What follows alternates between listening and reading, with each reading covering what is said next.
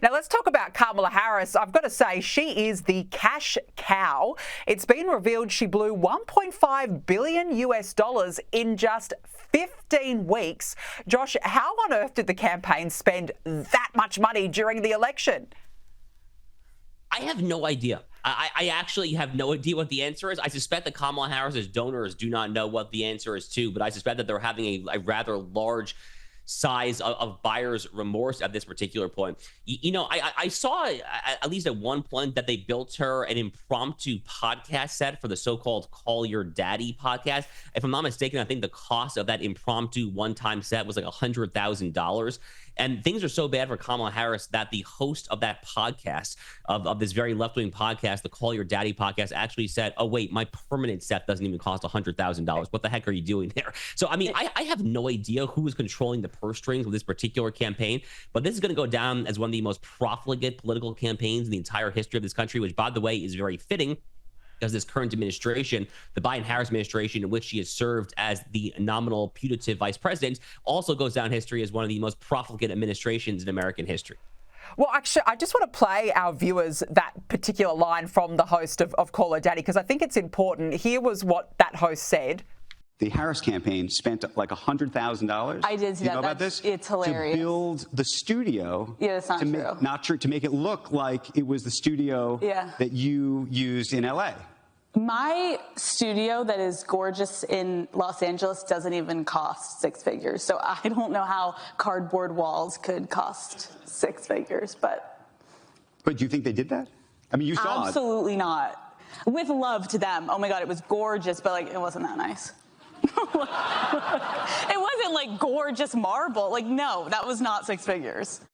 You know, Josh, what I find funny about this is that Call Her Daddy, they thought, oh, well, we've got this huge coup. We've got Kamala Harris on.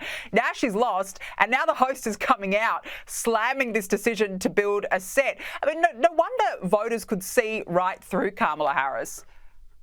But the fact that she went on that show in the first place is everything that you need to know about why Kamala Harris lost as a candidate. You know, she was not trying to reach the actual swing voters. She was not trying to reach the factory workers in Michigan, or the people who are farmers who are tilling the soil in a place like North Carolina or Georgia. She's trying to reach this blue check social media echo chamber. It's frankly the exact same reason that she didn't even make it to the first in the nation Iowa caucuses back in the Democratic primary all the way back in 2020, because she has been surrounded for basically her entire political career, as far as I can tell, by this ridiculous left-wing echo chamber that is telling her to go all in on all the intersectional identity politics issues, go all in on feminism, on transgenderism, on open borders, on all these crazy things there. Otherwise, how can you possibly think that it is a good idea to go on this podcast where the episode that was on apparently before her episode was about the art of a sexual act that I will not name out of respect for the viewers of this particular program? But that is the kind of fare, that is the kind of content, the R-rated content we would say here in the States, that is the kind of content that is on the Call Her Daddy show. And the fact that she thought it would be a good idea for the sitting vice president of the United States to go on that particular show, it's ultimately insulting to the American people, which is why, frankly, that we responded in the election the way we did. Yeah, goes on a sex podcast, thinks that she's going to have great success. Go figure. Unbelievable, Josh. Now, look, black Kamala Harris staffers have accused the campaign leadership of mistreatment and outright racial discrimination. This was part of an explosive article in the New York Times, which also revealed that the campaign leadership dismissed concerns that the Democrats were taking their base for granted. Josh, how do you read this? I mean, did the Harris campaign completely blow it?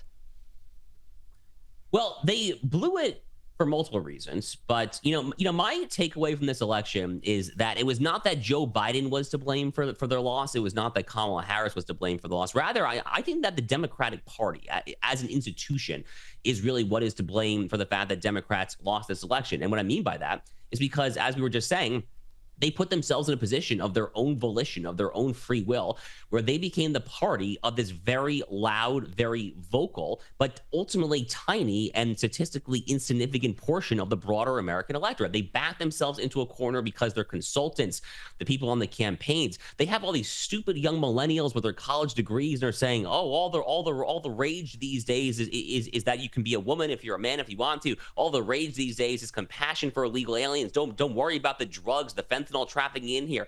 That ultimately is why they lost. And again, I have seen no indication since the election, none, that they have learned any of the right lessons, frankly. As someone who wishes them nothing but the worst, though, I'm pretty happy about that. Yeah, I completely agree. I think we're all with you here as well. Now, I've got to say, Josh, this really is the gift that keeps on giving, because have a look at this snub that Joe and Jill Biden gave Kamala. Have a look.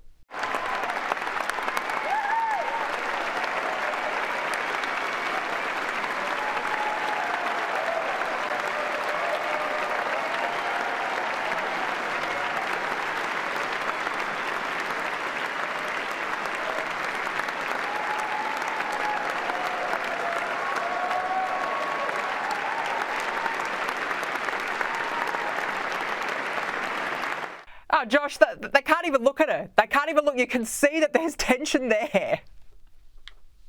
Yeah, you can cut the tension in that room with a butter knife, frankly. I mean, Joe Biden is clearly still peeved. I actually blame him. I don't think Joe Biden's a particularly good person. I think he's been a bad person, actually, for basically his entire political career, going back at least as far as his tag teaming with Ted Kennedy to Robert Bork during the 1987 U.S. Supreme Court confirmation fight. But despite the fact that he is not a good person, you know, what happened to him in many ways was actually quite wrong, because he was cooed by his own running mate. He was cooed by Kamala Harris. I mean, he was cooed by the very person that he extended an olive branch to by putting her on the ticket in the first place back in 2020. By the way, it's not just Kamala Harris, it's also Barack Obama, for whom Joe Biden was the vice president of the United States. Barack Obama, along with Nancy Pelosi, and then Kamala Harris as well. But really, Barack Obama, probably above all, I mean, he was the #1 ringleader here. So Joe Biden, I mean, talk about someone who's been in politics for a half century, literally could not be going out with more of a whimper as opposed to a bang. Donald Trump's been in France. He's been making the rounds. He's got the red carpet treatment there. Do people even remember that Joe Biden is technically the president of the United States right now? Frankly, being here in America, we don't really hear much about him. And again, he can't get out of office soon enough, but already at this point, no one around the world is treating him like he's the president. Yeah, he's almost the forgotten president. I've got to say, though, January 20 can't come soon enough. Josh Hammer, great to have you on. Thanks for joining me. Thank you so much.